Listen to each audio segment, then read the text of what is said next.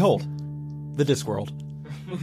We're all leveled up. Let's see if we get to use some of those fancy new goodies. I hope so. Let's pop right on over to the library, where you have walked into this space, Genovia. Mustrum Ridcully, Arch-Chancellor of the Unseen University, at your side, and you are leading the way with this lit staff of yours. Can you tell me about that staff? You said it was like an old wizard's staff, right? Somebody who passed it to you? Yes, so when I was born, as I said, they thought the wizard came to the mountain where I was born and bestowed this staff upon me, thinking I was a son and not a daughter.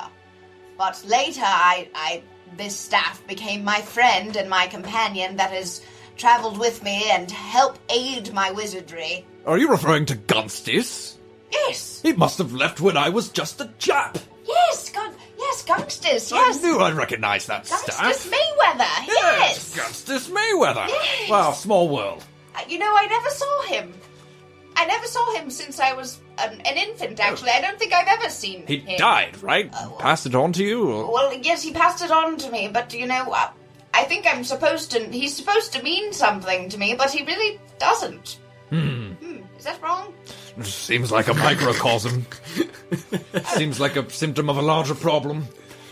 A meaningless universe in which we find meaning and try to put sort of a value that doesn't exist. Arch-Chancellor, do you ever feel scared? You guys are saying this as this darkened room, instead of being similar to the old hallways of the library, which, though strange and were not conforming to space-time as you understand them, or maybe they were as you understand them because you're a wizard, this is not a library at this point. You are walking on black stone, and the only difference between the black below you and the black above you is that far in the distance above you can see the pinpricks of light and constellations. Mustrum Ridcully looks at you and says, "No! Being scared's for ninnies! Haha!" Unconvincingly. Right, I was just testing you! Right. Do you see that above us? Is that the parsnip? The celestial... The portents! Yes, the important portent. Yes. What should we do? I think I should try to contact a spirit in here and see if it can reveal... That sounds like a spell. Yes. Good. Yes. Fuck good. yeah. It's been a while since I've done any wizardry, if I'm honest. I'm glad to bring some spice into your life. Mostly baseball, yes. Okay. Go ahead and cast that spell. This is a spell called Conjure Spirit. Yes, contact spirits. Contact spirits. Sweet. So that's a 9. Oh shit, nice. Sweet. There's a light whistling sort of resounding from far away, perhaps to your left, off in the distance as you begin to summon up the runes and incantations for this specific spell. What does it look like when you are summoning or contacting a spirit in this way? Because I think whatever you do, the stars of the constellation of the celestial parsnip begin to glow in order, like 1, 2, 3. Each star begins to very slightly pulse a little brighter. It's kind of like I am stirring a cauldron that's not really there with my staff. You're making the movements. Yes. Read that spell to me real quick. The spell itself. Name the spirit you wish to contact, or leave it to the GM. You put that creature through the planes just close enough to speak to you. It is bound to answer any one question you ask to the best of its ability. Now, what do you think this is? Is this summoning up like something celestial and inhuman for information? Is it perhaps a god, or is it an old dead wizard that might have this information for you? Which would you prefer? I think celestial. Great. So I think that as you do this, the whistling in the distance echoes and fades out. But above, the celestial parsnip actually begins to shimmer and move and come down towards you, dropping out of the firmament above and begin to take a more stylized shape. And more stars appear within this mass until the celestial parsnip is filled in and looks more like the pointillism. Until not half or a quarter, but a full. It settles in front of you, an object of stars, condenses slowly into one glowing spot. And you hear, or feel rather, a wordless question. It is asking you for what you want to know. Oh, great celestial parsnip. The Arch-Chancellor and I have come here today to deliver you such portents and ask what they mean. I had this dream, and there was a ship and men in the ship, and it was overturned, and the portents were so terrifying, I'm telling you. I think the star kind of, if it had words or language, it would say, yeah, I'll see what I can do. And the circular nature of it begins to disperse and become a rectangle in front of you with all pure blackness in the middle of this celestial starlit frame. And an image comes into view. But before we get to that, let's head on over to our other boys. Ooh. Yeah. So, you guys have just witnessed the arresting of a bloodied up, suspicious-looking Dr. Whiteface, current leader of the Fool's Guild. Where's Carrot Top? Captain Carrot, I think, has conscientiously put Dr. Whiteface into the back of the paddy wagon, which is just a covered wagon emblazoned with the Watch colors and pulled by a very large troll in Watch paint. Mm-hmm. Trolls don't really wear clothes so much usually. They're mostly just kind of painted if they're like with an organization because they're just big rock boys. Captain Carrot hops up top and says, "Right on, Sergeant Detritus," and they head off towards Pseudopolis Yard, going down south. He looks over you and says, sort of shakes his head. "I'm on watch business." All right. And what are you guys doing? Are there any other guards around? I think they're mostly milling at this point. There's a couple stationed in front of the Fool's Guild. Inside, you can see... give me a roll, just one person. Roll, what is this, discern reality? Yeah, discern realities. 7. Okay, you see a guard come out front with what looks like a whipped cream custard pie that has been stuck on his face, and he kind of pulls it off and like boots it off to the side before thinking better about it and getting an evidence bag and putting it in the evidence bag and sealing it up. I don't have a pun. I wish I had a pun. Oh, yeah. Other than that, I feel like as a bard I should have these cover on hand, but I've got nothing. Other than that, there's a very slim fool with very dark hair and pale skin who is talking to the tall, handsome, I would describe her, woman with the long hair who... through a body, yeah. Through the body, yeah. Yeah, through a body. And he is gesticulating. He's going... You can't hear what he's saying, but it looks like he's disappointed or shocked and just sort of relaying events in this sort of body language that I'm doing right now. Do I recognize him as Giggles? You don't specifically know this guy, but you can discern realities if you would wish to, if you want to like sort of sidle up and get a look at this guy. Yeah, curious if that guy or if the guy in the body bag was Giggles or like what that was about. Also, I assume that you're still on me like a neck pillow. Yeah. So I got I forgot. So I got a 6 on discern reality, so I failed. Yes, that is a failure. But that's good. I got an experience point. But yeah, so I definitely do not discern anything. Wait, that's 7. I got 7, but I got a -1 wisdom. Oh, I see. No. I see what that does. He's a punch boy. He's not a look boy. Yeah, that's true. Well, I'm just gonna mark that. So you're gonna mark that real quick.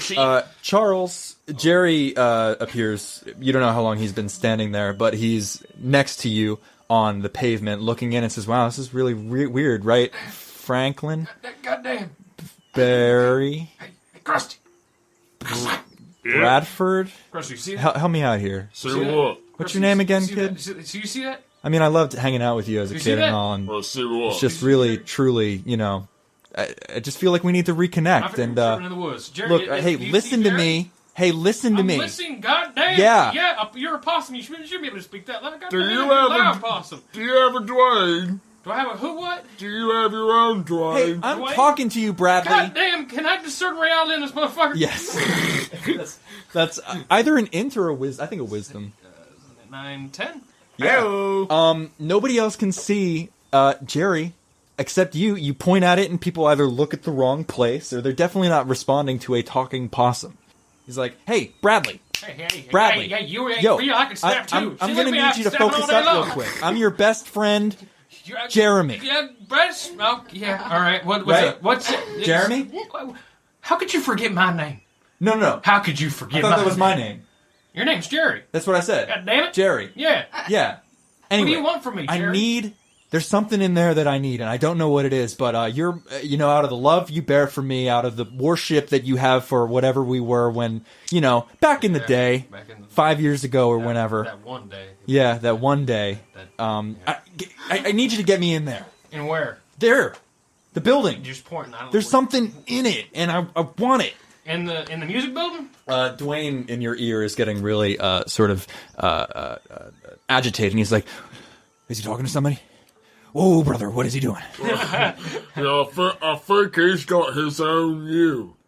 His own me. Yeah. You can't see it, can you? Nope. Good, you're loyal, aren't you? Of course I am, You're loyal. Dwayne. I treat you good, you treat me good. That's what it is, right? He's like a crack. Dwayne, you sure you ain't doing like holy drugs? Hey, Crusty? Yeah. I don't ask much of you, right? No, I haven't steered you wrong before, right? No, you steered me here. You got me this cool thing. I think there's something real nice in that building I need you to get me to, Crusty. I think there's something real nice in there for both of us. All right, I think I can arrange that. And as you both look, as your respective Dwaynes or whatever they are telling you to go into the building, to get them into the building, you look up and the pale fool, whose face you see now is just pale. The only change of makeup on this fool's face is 2 red dots and a red sticky clown nose on the front.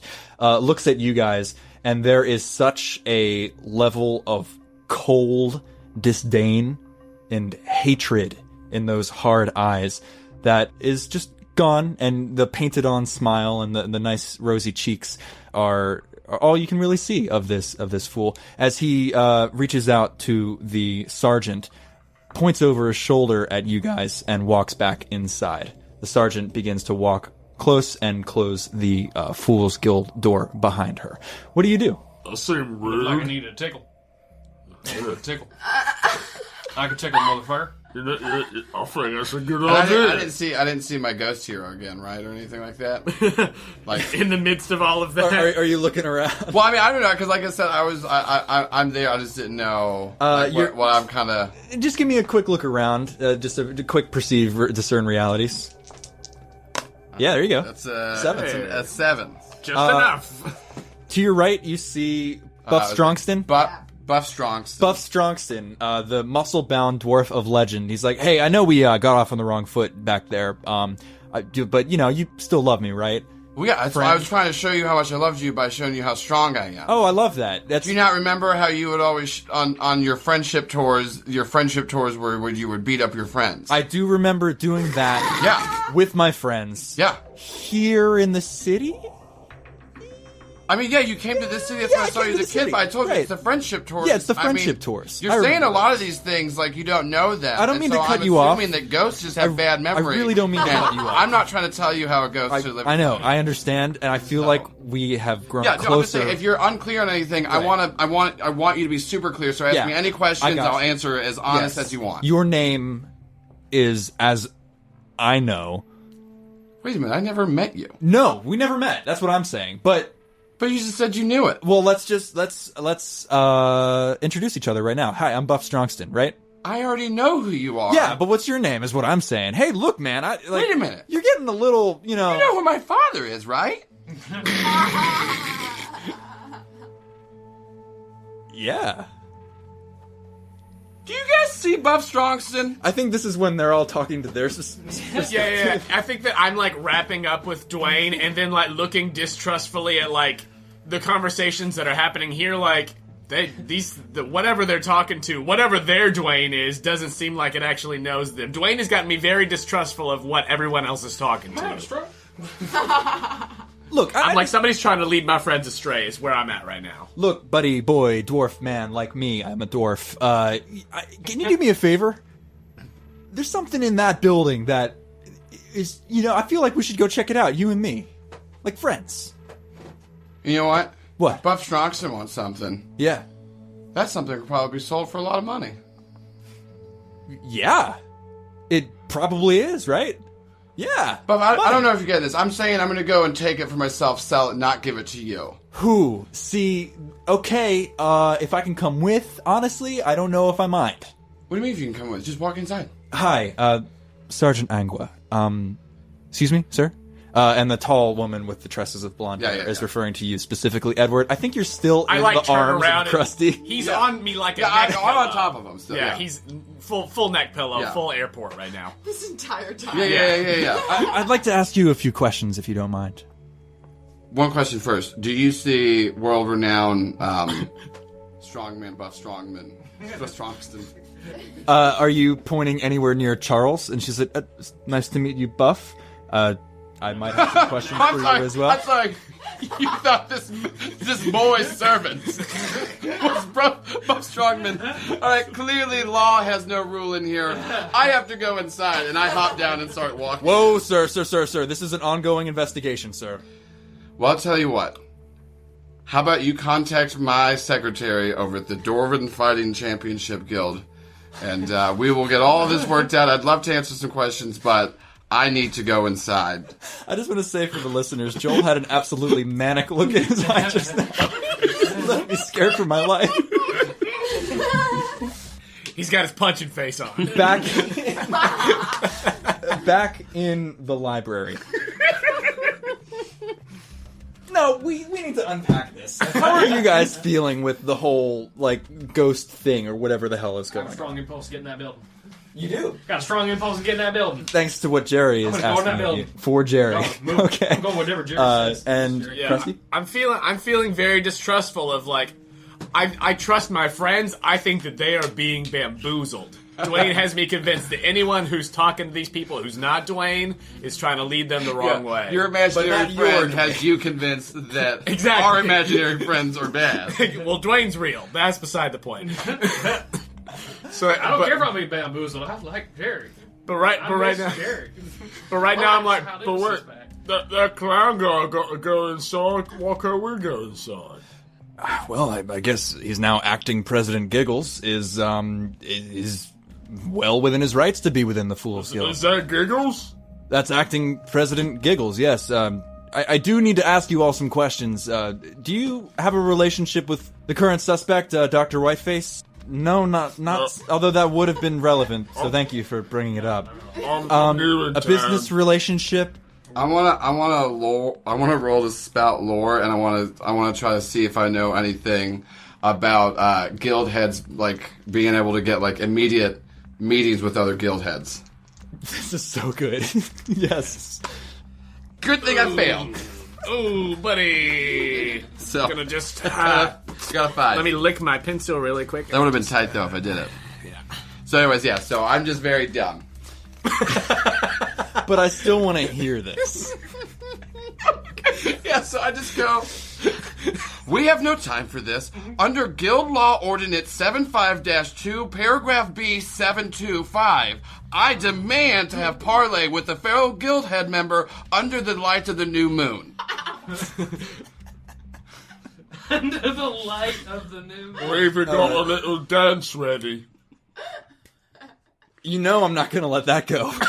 Please give it a little dance so that listeners He can... starts you hear the sound of rock moving, and he just starts doing a little It's an Irish Just jig. grinding. It's more hula. I see. Sergeant Angua says... Can I try to snake while this distraction going on? Distraction.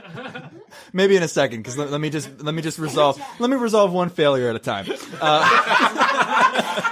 I'll have it rolled for it. A giant, the giant troll that had brought the cart off comes lumbering back onto the scene and says, "Problem, Angua?"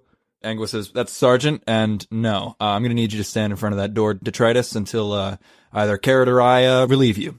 He snaps a salute that actually dings off of his rock and his helmet, and shoulders his giant blunderbuss and walks in front of the door. Passes the time, kicking at pebbles beneath his feet. Sergeant Angua turns to you all You mean and his says... toes? Huh? You mean his toes? The pebbles between his feet? He's a rock troll. Rock troll. And she says, "Thank you, Sergeant Detritus," and issues 3 little slips of paper and says, "I would really appreciate it if you would come into Pseudopolis Yard at some point and give affidavits. In the meantime, I'm afraid I have to leave you. Have a good day, gentlemen." And walks off towards the south. I'm gonna say this. I threw a dead body at her. She didn't really do anything. I think Don't fucking call me out. Sweet ass. Fucking Fist bump. That's pretty badass. Okay. I'm gonna throw this fella in the door. He seems like he's got some sense.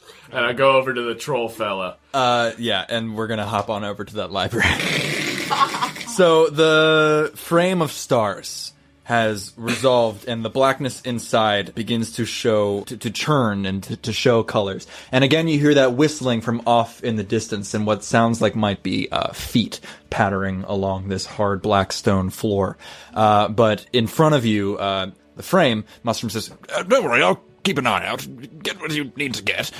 And Thank you, Arch-Chancellor. the image in that, the image begins to resolve out of colors in this frame. You see that same dream from perhaps a different perspective.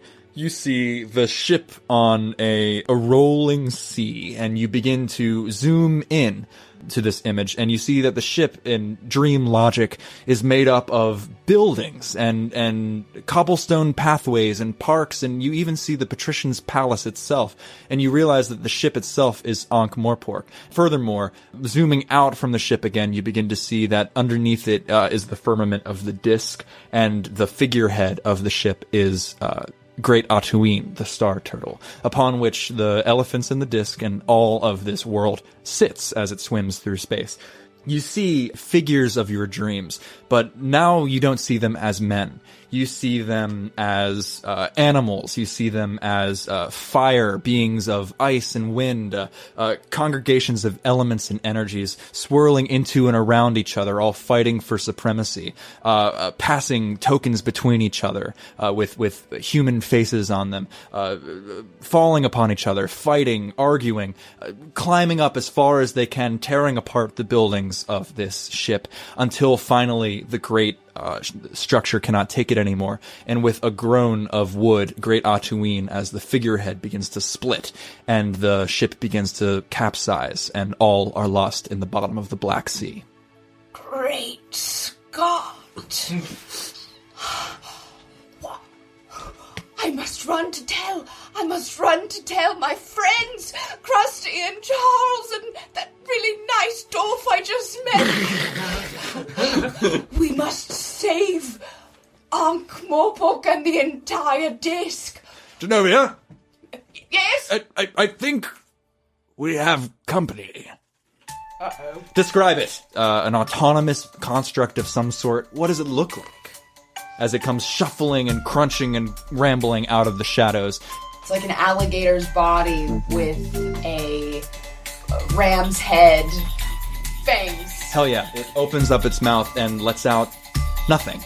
First, I'm frozen in fear, and then I grab my staff. I try to missile this. Cool. You cast Arcane Missile. Yes. Give me a roll plus int for casting that big old magic spell.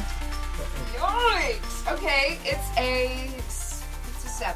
Ooh, just barely. Yeah, just barely. Nice. I'm going to say that Ridcully, working basically as your hireling, which is a mechanic in this game, can give you bonuses on certain spells. So we'll say that in the future, he's giving you a +1 for these spell type rolls. Okay, great. And I think also a +1 for any strength rolls you might want to do, because he's a big burly man. Yeah, good. He's just sort of helping out for the time being. Baseball. So it's an 8. I'm going to say that the ongoing demerit as these... describe how the missiles fly out of your staff, was it? I hold it towards this creature, This and I say, Ramlligator. yes. Behold the fire of my staff.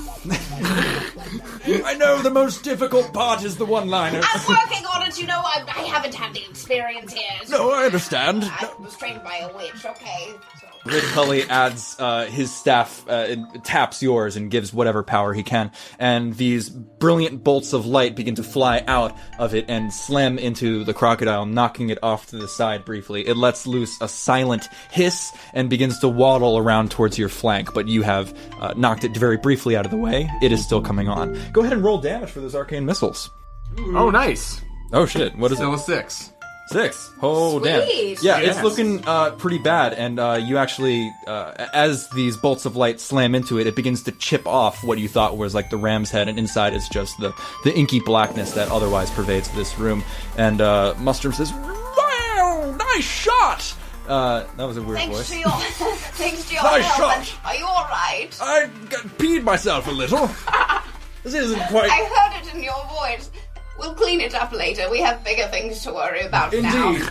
You're losing ground, moving away from the frame that is still there and still displaying things within the inky blackness. You're going to have to perceive realities to check it out, but at the moment you are mostly keeping track of where the Ramlligator is, and currently it is coming from your flank, pushing you in a way away from where the frame is. Sort of careening towards Can I you hit at an it angle. again? Yeah, absolutely. This is what I want to do. Yeah. Ooh, nice. Ooh, okay. Hell yeah. Nice. Yeah. What no, was 12. it? 12. Damn it, I was going to impose a -1 because of the mixed success last time, but it doesn't matter. Hell yeah. Go ahead and roll your 2d4 as 2 more arcane missiles come screaming out of your staff. Believe it or not, it is enough as you hit it, and these lights slam into its side, and more pieces chip off of the ram and the alligator sort of construct flesh, leaving the blackness within. And it seems like as though it's going to continue to charge you anyway, when all of a sudden those pieces fall to the ground like shards of pottery and dissolve. And Mustrum says, "Cracking shot!" I'm just like crouched down to the ground because I thought it was going to eat me, and then I peek open my eyes and I'm like, we did it! You did it. I helped a little bit. Now I can finally secure my name as the first female wizard and be taken seriously. Yeah, I'll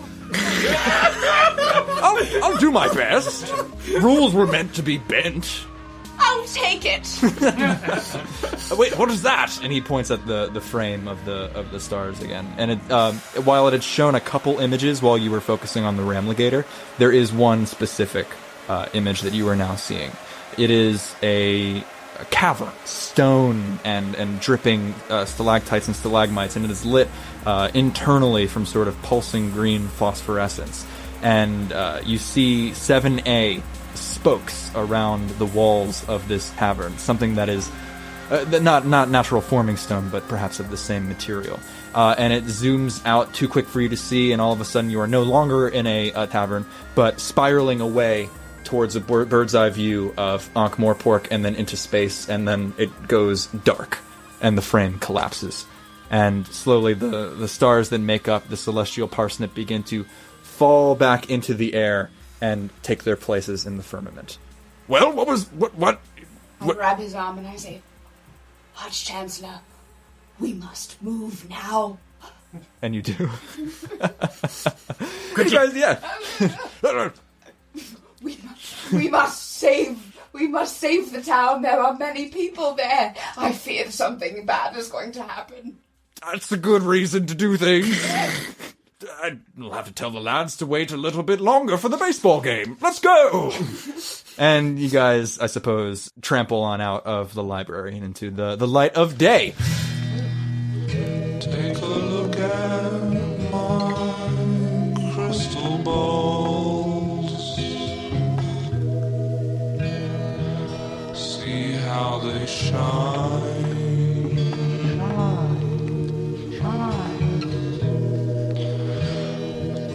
Get ready for a big old load to fill your mind.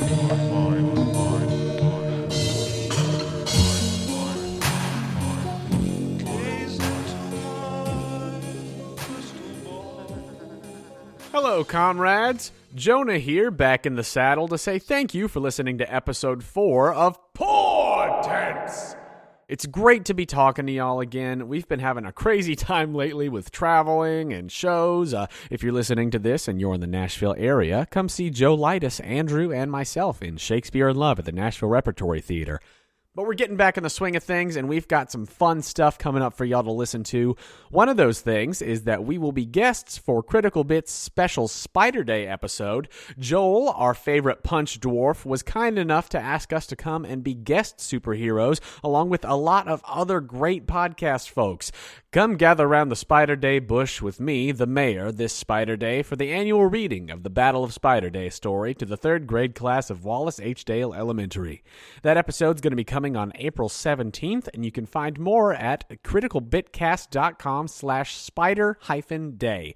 Additionally, we at the Quest Company will be releasing a special prequel episode for our Spider Day characters, so be on the lookout for that. If you're a fan of the Quest Company, please help us out and go to our show page on the Apple Podcasts app or wherever you listen to your podcasts and leave us a rating and review. It is super easy. It'll only take a minute of your time, and you doing that is a huge help to us as our podcast continues to grow. So please pause this episode, go submit a rating and review, and then hop right back in. We read every single review that comes in, and we love to see new ones. Additionally, you've surely heard by now that the Quest Company has a Patreon. If you really appreciate what we do and want to take the next step in supporting us, please consider becoming a patron. You can help us with necessary expenses and with goals that will help us continue to improve the quality of the show. We have multiple patron tiers available so that you can contribute as much or as little as you're comfortable with, and every single bit helps us immensely. If you'd like to give us that support, you can do so at patreon.com/questcompanypodcast. Alongside the Patreon, we also have a Quest Company Discord server where you can connect with the cast as well as other fans of the show. Patreon subscribers get a special role on the Discord along with some other great rewards, and for a limited time, all new patrons of the Quest Company, regardless of what tier you subscribe at, will get a couple of QuestCo stickers along with a matching QuestCo button and a special Dawson Screek button. You can find the links to both the Patreon and the Discord server on our website, questcompanypodcast.com, and on our social media. We're on Twitter, Instagram, etc. at The Quest Company. And just like with reviews, new patrons will get a shout out on the podcast. This side quest is brought to you by our marvelous sponsor, Castor & Pollux, makers of mystical jewelry and geeky novelties. Quest Company listeners can go to castpollux.com and get 15% off your entire order of dice, jewelry, and other nerdy accessories by using the code TheQuestCo at checkout.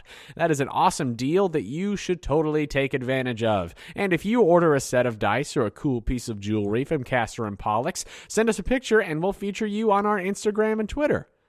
I'd like to take a moment to thank the ethereal Joseph Cash for the PORTENTS theme, as well as for the tasty Dobro jams he put together for this side quest. I'd also like to thank the other fabulous artist whose music we used. Thank you to Tabletop Audio for the tracks Endless Voyage, Secret Garden, and Noir Procedural. You can find more great tracks for your next gaming session at tabletopaudio.com.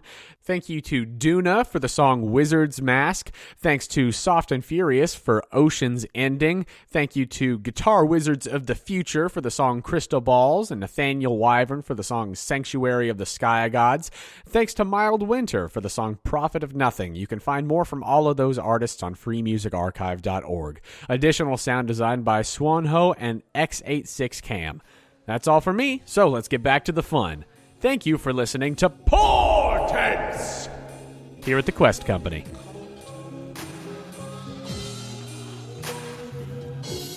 Spend their time there.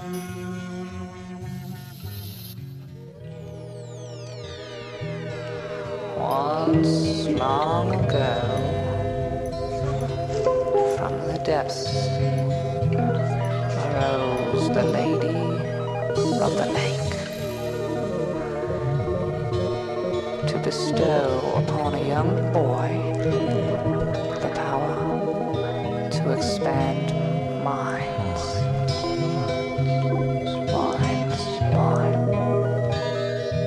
Gave a boy bad habits.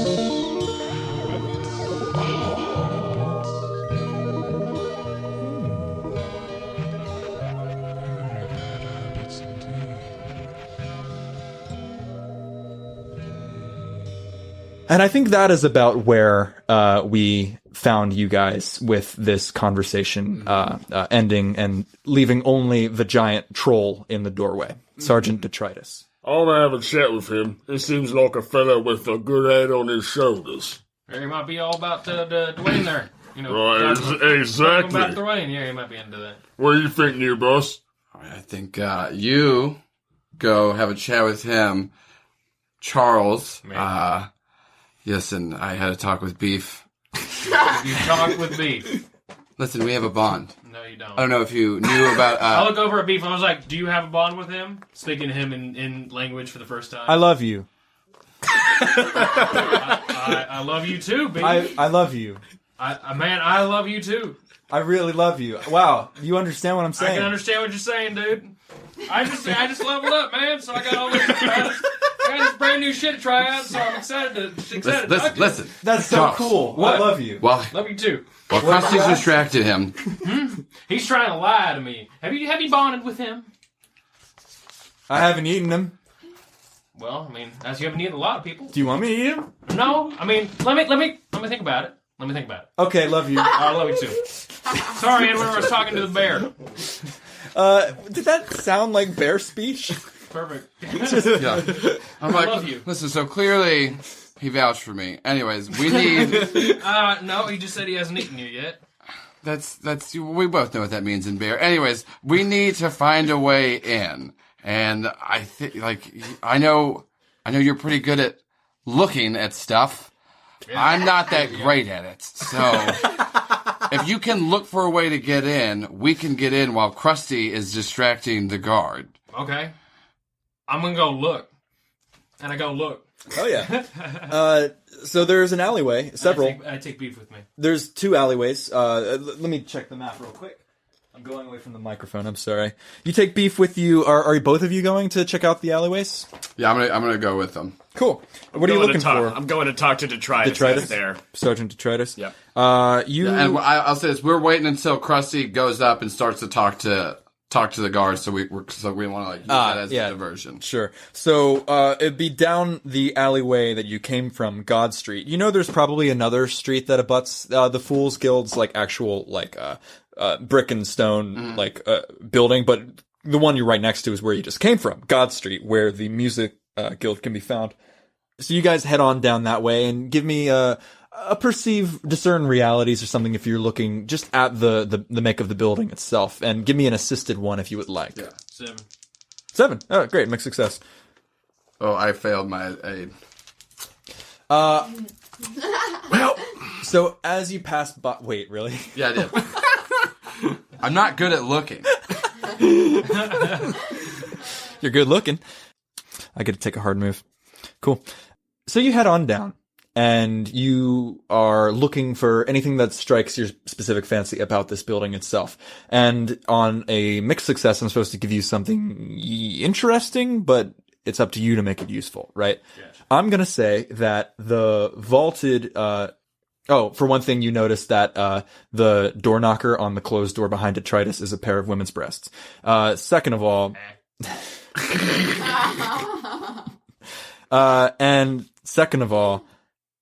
Man, that's such a weird phrase I just said. Let's say it some more. All together now. A pair of women's breasts. But you said it's the doorknob? The door knocker.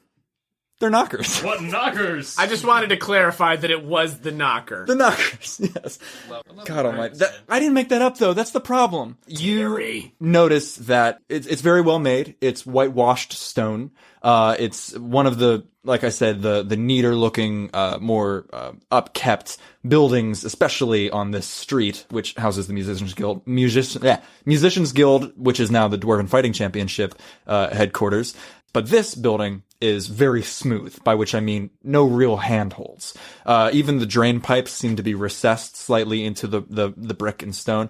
But you do notice that the post office, which is the building directly next to it, has a roof that is basically the same height, maybe a little taller, than that of the Fools Guild. Can I put my ear up to the door? See if I hear anything. The door. The door with the breasts. No, because there's a big stone troll in front of it. Yeah, right. sorry. I gotta like go down one, and see if I see anything down the alleyway. Cool. You can go down like Fog Alley, which is the other alley that abuts it, and it'll probably be much the same thing. I think that the rooftops on that side are much disproportionate. They're probably much what's the word? Closer to the ground. They're much shorter buildings. You do notice that the Assassin's Guild is directly next to the Fool's Guild. They actually share a wall, which is interesting. I don't know if you've noticed that in your time in Ankh-Morpork before, but it seems like a weird combination. Post office seems to be the extent of physical things that you notice about this building in itself. There was just one more thing. There are several people, similar to how you guys have been seeing people around before, either walking up and doing the same thing you're doing, looking at the building and then looking into space and saying something and then looking at the building again. And they look a little nonplussed, sort of shrugging and gesticulating to the air before putting their hands on the building. And let's go up to our troll boys. So you walk up. Sergeant Detritus is big for a troll. He's very clean for a troll. Normally trolls, the form of facial hair is moss and lichen that grows on trolls. I don't know if Crusty has because he's from the more tropical areas. Right, yeah, no, he's clean. Sure. Very much so is Sergeant Detritus, except for a little soul patch right on the big stone chin. And he says, "Hello." Hello there, Sergeant. I'm new in town, and I've been sort of on a mission. Have you heard about Dwayne? I haven't met him. Would you like to meet Dwayne? Sure. Is he... I pull out the rock and I say, this isn't actually Dwayne. Right, more of this you. is Right, yeah. No, but yeah, it's your friend. He talks to you. He's telling you things. Right, I get it. No, look, there's a bunch of people around here. They're a bunch of loonies talking to invisible people. Yeah, it looks like a mass delusion to me, but I'm sure you're different, right? Well, yeah, because mine happened before I came here to Ankh-Morpork. Right, where from? Well, I'm out from Rimwood. Very cool. Can I help you in some way? Yeah, well, I was just wondering, I've been trying to spread the word, Dwayne's fairly new, but could I perhaps... No. I'm going to say no to that. Thank you. Appreciate it. No. Could I just, hold him up to your ear, see if you hear him whisper to you a little bit? I think he, takes it in his hand. I want to try to invoke, really try to get him to trust me, my rock troll bard ability, where, trolls are innately more trusting to me. And I think the way that I can invoke that with this is that you are talking to a guy who's just trying to do his job, and he hasn't told you to fuck off. That's fair. And more than that, literally an officer of the law who is been told to do something and say nobody can get in at the scene of a murder, it seems. So I'm gonna say, look, I innately trust you and I feel comfortable around you. No, you may not hit me on the head. Yeah, I guess I'll take him. And he holds out a big slab of granite hand. Great, and I'll hand the Dwayne rock over to him, and I'll hoey hoey. Oh yeah, it is. Yeah, he hit me on the head with that. Who? Dwayne. The rock. No, Dwayne hit me on the head with the rock. Dwayne hit you on the head with Dwayne. Dwayne hit me on the head with a visual representation of Dwayne. And then I fell down the mountain and then I kept walking and I got hit. Have you met Constable Visit? Nuh-uh. Yeah, Visit the Infidel with explanatory pamphlets. I'm sorry, do what? Constable Visit. Yeah. Constable Visit the Infidel with explanatory pamphlets. He's always talking about religion and shit too. Maybe, he's a very nice Dwayne you got there. Oh, and he hands him over to you. I hope he talks to you sometime. At this moment is when Genovia walks up. I think with Mustrum Ridcully in tow. Running. I'm barreling towards him. Yeah, are you still using your detect magic cantrip? Yeah. There's the smell again, and it's even more potent than before. And there seems not the crusty smell. No, I mean, this is the smell that you had previously associated with Crusty, but now you were smelling on other people. They all smell. Ma'am, can I help you? Hey, gumdrop pimdleplum! My rock companion! It's true, I I'm knew a I rock. smelled you from a mile away. Listen, you must hear me. Is that racist? Sorry, don't mind me, ma'am. Who are you? Sergeant Detritus, who are you? I've been evangelizing. Did you bring out that rock again? I tell you to put him up. Well, There are more important matters at hand. The portents I was telling you of. how did you find out what your Yes. that was? Yes. I was able to complete part of my quest to find out there are more dangers more vast than you would ever imagine. Why do I always Dangers get the that would religious freaks? swallow up- She just stares at him. Dangers so vast that your mother would rather gouge out her eyes and put them in a slow cooker and serve them with meatballs than see these things that I have beheld. And I know the truth that we must act fast. Can you help me? Well, all right, yeah, Mimosa. What we gonna do about it? Where is our friend with the bear? Where are you guys? You're around the corner. I ain't found shit. I'm walking back. I walk around the corner and I'm just yelling out loud. All right, I think if we get on the post office route, we can break it. And then I remember that I remember that guy's there. Hysterical as that is, I think he's swept up in the religious frenzy that's going on. I don't know, unless you really want him to know. Yeah, no, I noticed him there. It was like, what's up? Oh, hey, Oh my nice. What up? Good to see you again. What's your name? Gloria? What's your name? I forgot. We traveled together. You know Sorry, what? I have bad memory. Also, it's been. This is Encyclopedia Britannica. Oh, I don't mean to interrupt, but Mimosa branch Vic, only move in away certain from the circles of active the north. crime thank scene. you. You're literally on the doorstep. I have It's a kind the of like a portents, disease I or something. must tell you. You and your importance. You know All what? you got in your important. I whisper to Crusty, I think that Charles is keeping some sort of secret from me. Well, Charles has had his own Dwayne talking to him. I don't got no Dwayne. Well, you I got. don't got no rock. I don't got a visual representation We of need some no Dwayne. more of these rocks. Do you see? And then she looks around and sees people kind of talking to themselves. Tripping in them. Yeah. Yeah, Detritus is weirded out by that too. Yeah, you know why everybody else here seems to have their own Dwayne? What? Do you see it too? I Do saw- you smell that? I saw a possum. You know, I thought it was just you at first, but now the smell is growing. Well, mine's real, first of all. All these other people are loonies. That's She not just pats necessarily- his rocky hand, and she says, "I know the rock friend is real to you, boy, but we must figure out why these people all one smell the same, and two, who are they talking to?" I mean, that's a good question. I have been to the unknown, and it has shown me Shown you what? very very dark things. And Kind of vague. And we must get to the bottom of this. Is there something he can punch? Maybe. Do you But no. mind having this conversation a little farther from the front of the crime scene? I don't mean to be rude, folks. I'm glad you've all found each other What is again. this crime scene he speaks of? Wait, That was a murder. Some Blanky and Detritus is staring off of the corner at nothing. God damn, he's tripping too. Oh, you see I saw a that? possum. Blanky, I thought I lost you.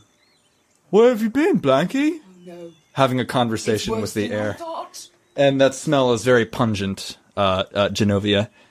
What? Yeah, I'm a sergeant now. I can't. Where have you been all these years? I thought Mum put you in the wash and I never saw you again. Blanky, come here, Blanky. And he holds his arms out. So I just lean over and whisper, How you feel about doing a crime right now? Oh no, yeah. You lean over to whisper that to me, and you already see that that Ed has noticed that this guy's distracted, and so he's going to just try to break open, like he's going to try to break into the front door, like as he's distracted. Okay. You're gonna shoulder past him and break into the front door. I think. Okay, yeah. All right. I dig this. I think Detritus walks a foot away and starts talking to Blanky on the ground, and is momentarily distracted. Give me a roll and let's see how quietly and unobtrusively you can break into this. So that's crime I scene. guess I'm going to be doing Defy Danger with Dex. Would that be what this probably would be under? No, or... I think this is your bend steel. Good, because I wanted it to be that. you're like, I'll take that one. Good. God. I got a 4. I got a 6. I'm just gonna mark that real quick. I used up all my good rolls. Now it's going to be a Defy Danger Dex because upon hearing tampering behind him, Detritus snaps back into his awareness. God damn. Oh, there shit. We go. I got an 11 on Defy Danger. Okay, take... If I'm like taking the damage, am I still able to get in, or is this just I have to like? I think you failed to open the door. I think you get up there and you like do the same thing that you've done a couple times completely successfully. Get ready to to burst open the door, and it just either you're exhausted or you're thrown off by your experience with Buff Strongston. That you just can't do it. And Buff Strongston, I think, is there with. He's like, yeah, do it, get us in there. You were good for something. And immediately, Sergeant Detritus, in mid-reminiscence with Blanky, takes that giant, what looks like a blunderbuss, but up close you can see is a massive, heavy crossbow that looks almost like a siege weapon, upon which, not one bolt, but a bundle of crossbow bolts, like we buy in a store, brings it up to his shoulder, aims, and fires. Okay, so that's 6 damage, ignore armor, or you bring pain and destruction to your friends, or you get driven out of the square. I'm gonna do the real Ed move, and I'm gonna take 6 damage ignoring armor. Yeah. Your blood spatters the front of the Fool's Guild, and the bundle of crossbow bolts, in addition to tearing into your skin and stuff, are bouncing off of each other and creating friction in midair. So not only does it burst into you, immediately doing 6 damage to you and tearing into the meat of your, I think your entire side, going up and down your thigh.